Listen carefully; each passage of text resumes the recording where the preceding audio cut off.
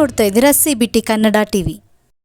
ಶ್ರೀರಂಗಪಟ್ಟಣದ ಶ್ರೀರಂಗನಾಥ ಸ್ವಾಮಿ ದೇವಾಲಯದ ಆವರಣದ ಶ್ರೀರಂಗ ವೇದಿಕೆಯಲ್ಲಿ ಶ್ರೀರಂಗಪಟ್ಟಣ ದಸರಾ ಸಾಂಸ್ಕೃತಿಕ ಕಾರ್ಯಕ್ರಮಗಳ ಉದ್ಘಾಟನಾ ಸಮಾರಂಭ ಜರುಗಿತು.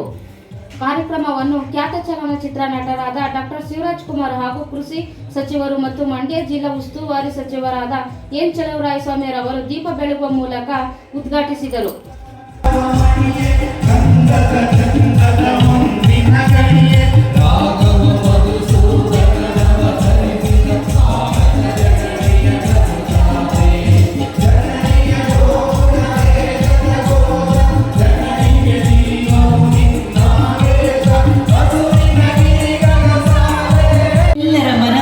ಕೊಳೆಗಳು ತೊಳೆದು ಹೋಗಲಿ, ಎಲ್ಲರ ಬದುಕಿನ ಸಂಕಷ್ಟಗಳು ನಿವಾರಣೆಯಾಗಲಿ, ಎಲ್ಲರ ಬದುಕು ನಿರ್ವಿಘ್ನವಾಗಿ ಮುಂದುವರಿಯಲಿ. ಇಳೆಯ ತುಂಬ ಮಳೆಯಾಗಿದೆ, ಎಲ್ಲ ರೀತಿಯಲ್ಲೂ ಸಂಪತ್ತು ಲಭ್ಯವಾಗಲಿ.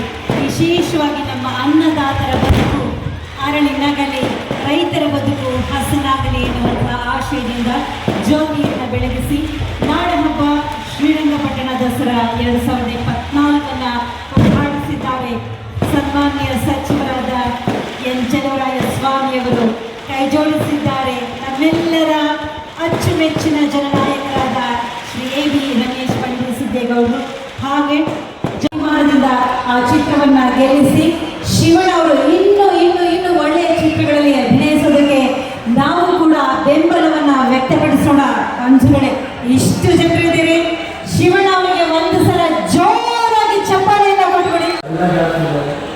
ಖುಷಿಯಾಗಿ ಶೂಟಿಂಗ್ ಮಾಡಬೇಕು ಅಂದರೆ, ಯಾಕಂದರೆ ಇಲ್ಲಿ ಶ್ರೀರಂಗ ದೇವರು ಮತ್ತು ನಿಶಾನ ದೇವಿ, ಅಲ್ಲಿ ಚಾಮುಂಡೇಶ್ವರಿ ಇರ್ತಾರೆ, ಸುತ್ತು ದೇವರುಗಳು, ಅದು ಅಭಿಮಾನಿ ದೇವರುಗಳಿತ್ತು, ಅವರ ದೇವರುಗಳಿತ್ತು ಭಾಳ. ಅದಕ್ಕೆ ನಾವು ಸಿನಿಮಾ ಯಾವುದೇ ಸಿನಿಮಾ ಮಾಡಲು ಶ್ರೀರಂಗಪಟ್ಟಣ ಸುತ್ತಮುತ್ತ ಮೈಸೂರು ಸುತ್ತಮುತ್ತ ಆ ಸಿನಿಮಾ ಹಿಟ್ಟಾಗೋದು ಗ್ಯಾರಂಟಿ. ಅದೇನು ಹೇಳೋದೇ ಬೇಡ. ನಮ್ಮ ಅಪ್ಪಾಜಿ ಮಾಡಬೇಕಾದ್ರೂ ಸರಿ, ಅಪ್ಪು ಮಾಡಬೇಕಾದ್ರೂ ಸರಿ, ನಾನು ಮಾಡಬೇಕಾದ್ರೂ ಸರಿ, ಯಾರೇ ಮಾಡಿದ್ರು ಸ್ಥಳ ಒಂಥರ ಸೇಫ್ ಸ್ಥಳ, ಇಲ್ಲಿ ಬರೋದೇ ಒಂದು ಖುಷಿಯಾಗುತ್ತೆ. ಏನಾಗುತ್ತೆ ಅದು ಈಗ ಇಲ್ಲಿ ಒಂದು ಸಮಾರಂಭ ಬರೋದು ಇನ್ನೂ ಒಂದು ಖುಷಿಯಾದ ವಿಷಯ. ಈಗ ಚಂದ್ರಸ್ವಾಮಿ ಅವರು ನಮಗೆ ತುಂಬ ಆಪ್ತರು. ಅವರು ಸಮುದ್ರದಲ್ಲಿ ನಡೀತಾ ಇದ್ರು. ರಮೇಶ್ MLA ಅವರು ಅವರು ಸಾಕಷ್ಟು ಜನ ಇದ್ದರು. ನಮಗೆ ರಮೇ ಕುಮಾರ್ ಅವರು, ಡಾಕ್ಟರ್ ಕುಮಾರ್ ಅವರು ಇವರು ಅವಾಗ ಹೋಗೋಣ. ನಾನು ಹೇಳಿದೆ, ಇಲ್ಲ ಒಕ್ಕಡೆ ಬಂದೇ ಬಿಡಿ ಅಂದರೆ, ಆದರೂ ಮನೆಗೆ ಬಂದು ಕರೆದಿದ್ದಾರೆ. ಸರಿ, ಮನೆಗೆ ಬರ್ಬೇಕಾಗಲ್ಲ, ದೂರ ಯಾಕೆ ಬರಬೇಕು, ಫೋನ್ ಹೇಳಿದ್ರೆ ಸಾಕು. ಆದರೂ ಬಂದಿದ್ದಾರೆ.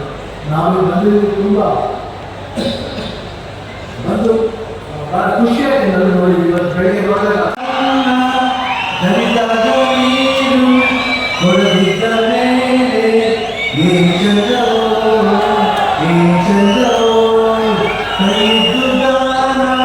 ಮನಸ್ಸಿದ್ದು ಪ್ರೀತಿ ಕೊಡದಿದ್ದ ಮೇಲೆ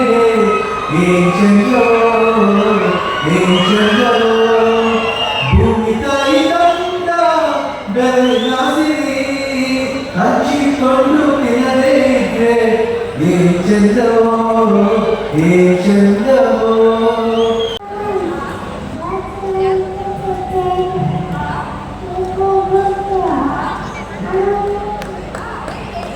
Thank you.